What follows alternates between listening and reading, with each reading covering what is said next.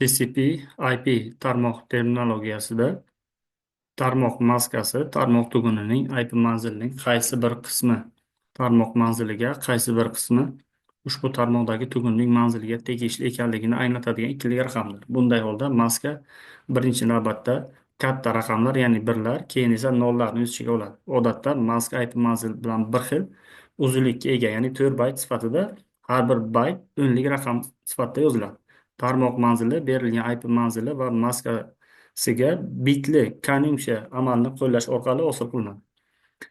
Savol qo'yilyapti. IP manzil 192, 168, 32, 110 bo'lgan tugun uchun tarmoq maskasi 255, 255, 255, 240 ga teng.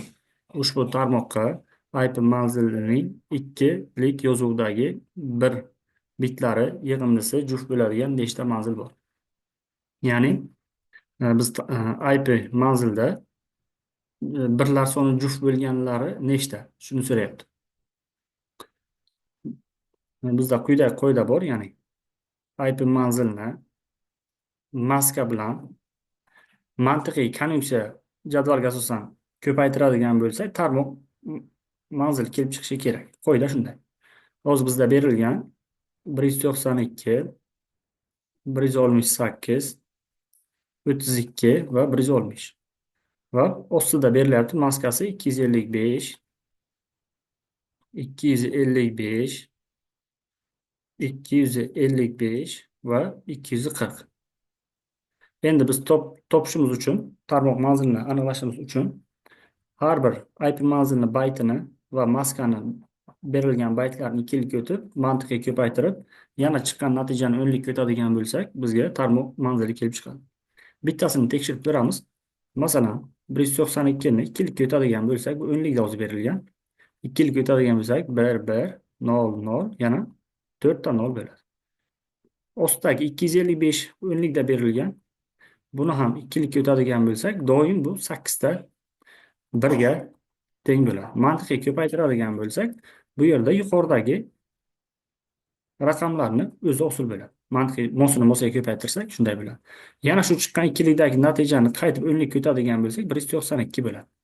Ya'ni bundan ko'rinadiki, tarmoq maskasi 255 bo'lganda tarmoq manzili IP manzildagi sonning o'zi bo'ladi. Ya'ni bu yerda 192 ni o'zi tushadi. Bu yerda ham 255 bo'lgani uchun 168 o'zi tushadi. Bu yerda ham 32 ni o'zi tushadi va bu yerda endi aytib bo'lmaydi. Bularni alohida bajarib olishimiz kerak. Ya'ni 160 hozir bu o'nlikda berilgan. Buni biz ikkilik sanov sistemasiga o'tib olamiz. Natijada bu bo'ladi quyidagicha ko'rinishda bo'ladi. 240 ni ham xuddi shunday. Bu o'nlikda berilgan. Buni ham ikkilikka o'tib oladigan bo'lsak, 4 ta 1, 4 ta 0 bo'ladi.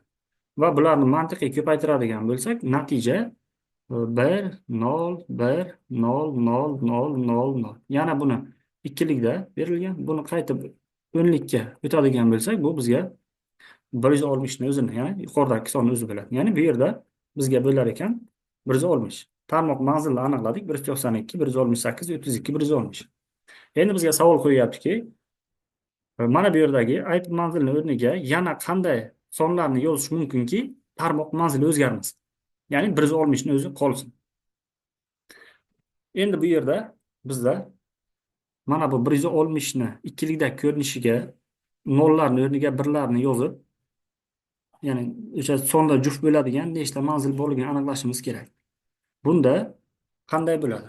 Endi mana bu yerga agar hozir biz birinchi nolni o'rniga 1 qo'yadigan bo'lsak, o'rinli emas. Sababi mantiqiy 1 kara 1 1 bo'lish kerak. Bu 0 turibdi. Demak, bizni 160 o'zgaradi natijamiz. Bizda IP tarmoq manzilidagi 160 o'zgarmasligi kerak. Ya'ni bu 0 ga biz o'zgartirish qila olmaymiz. Bu 0 ga ham xuddi shunday. Ostiga 1 turgani uchun 0 kara 1 0 bo'ladi. Biz buni agar buni 1 deb oladigan bo'lsak, o'zi 1 kara 1 1 bo'lib bu 160 emas, undan kattaroq son hosil bo'ladi. Va biz ana bu oxiridagi 4 ta 0 ni almashtirishimiz mumkin. Nima uchun? Sababi buning ostidagi maskada 0 lar turgani uchun. Ya'ni bu 1 bo'lgani bilan mantiqiy ko'paytma 0 bo'ladi. Ya'ni mana bu yerdagi natija o'zgarmaydi. Bu degani 160 o'zgarmaydi degani. Shuning uchun mana shu 4 ta 0 o'rniga biz birlarni yozib, ya'ni mana bu tarmoq manzili o'zgarmasligini ta'minlashimiz mumkin.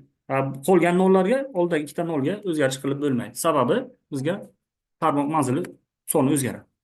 Endi bu to'rtta nolni o'rniga to'rtta birni kombinatsiya qilib qo'yishni o'sha tetrada jadvaldan foydalansak bo'ladi. Ya'ni to'rtta noldan boshlab, ya'ni to'rtta nolni o'rniga qanday o'sha birlarni kombinatsiya qilish mumkin? Mana shu e, tetrada jadvalni chizib olamiz. 0, 0, 10, 0, 0, 11, 0, 100, 0, 101, 0, 110. Demak, bizga keyingisi 0, 111, keyingisi 1000, 1001, 1010, 1011, 1100, 1101 va 1110, keyin 1111 bo'ladi. Mana shu yerda 16 ta demak bizda kombinatsiya bo'ldi. Endi mana shu 16 ta kombinatsiyada bizda oldidagi mana bu 10 bor, ya'ni 1010 bor. Ya'ni bizda bo'lyapti mana bu 160 ni mana o'zi bitta bo'ladi. 160 ni o'zi ham kiradi, chunki raqamlari birlar yig'indisi juft. Mana bu yerda hozir bizga ikkita bir qatnashgan. Bizga shunday deyapti. Birlar soni juft bo'lgan manzillar nechta bo'lishi mumkin? Hozir mana shuni o'zi ham bitta yechim bo'ladi. Endi mana boshdagi 1010 o'zgarmasa, mana bu qolgan to'rtta bitlarni bu tomondan raqamlar juft bo'ladiganini keltirib qo'yamiz. Ya'ni hozir buni oldik. Mana 4 ta nol bor. Keyingisi bu toq 1 bo'ladi. Ya'ni bu bilan 3 ta bo'lib qoladi. Bo'lmaydi. Bu ham demak bizda toq bo'ladi. Mana bu bo'ladi. 2 ta. Ya'ni bu bilan 4 ta bo'ladi. Bu yerda bor 2 ta. Bu yerda bor 2 ta. Bu yerda bor. Mana bu yerda juft. Bu yerda juft.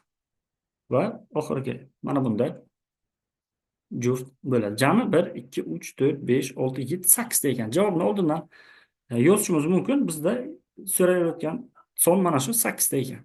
Endi bularni aniq qaysi sonlarda ekanligini topishimiz uchun mana shu 1010 dan davomida mana bularni keltirib qo'yamiz. Qolganini mana bu bittasi 0, 0, 11.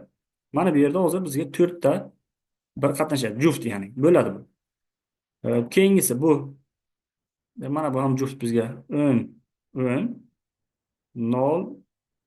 0, 110. Bunday ham 4 ta bir qatnashgan. Keyingisi 10, 10, 1000. Bu yerda ham bor. Demak bizga 0. Bu demak bizga 0, 101. Bunda ham 4 ta, keyin 0, 110. Bunda ham 4 ta bor. Keyingisi 10, 10, 1001. Bunda ham 4 ta juft ya'ni. Bunisi 1010 da ham juft. 1010 bunda ham 4 ta 1 bo'lyapti. Keyingisi 1100. 10, 10, 1100. Bunda ham 4 ta 1 va oxirgisi 1111. 1111. Bunda endi 6 ta juft 1 bor. Bularni endi o'tkazib olishimiz mumkin. Ya'ni bu o'nlikdagi demak bizga qaysi songa to'g'ri kelishini demak aniqlab olishimiz mumkin. Bizda umumiy qoida mana shu, ya'ni tarmoq manzili o'zgarmaydigan IP manzillar sonini bizdan so'rayapti. Demak biz mana shularni hozir aniqlab oldik.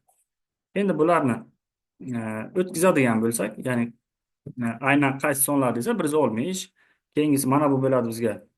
Bu 163 ni demak ikkilik ko'rinishi bo'ladi. Keyingisi 165. Bunisi demak 166. Keyingisi 169. Mana bu bo'ladi. 170. Ikkilik ko'rinishi 172 va 175. Mana shu 8 ta sonni IP manzilga keltirib qo'yganda tarmoq manzili o'zgarmaydi. Ya'ni jami 8 ta son bor.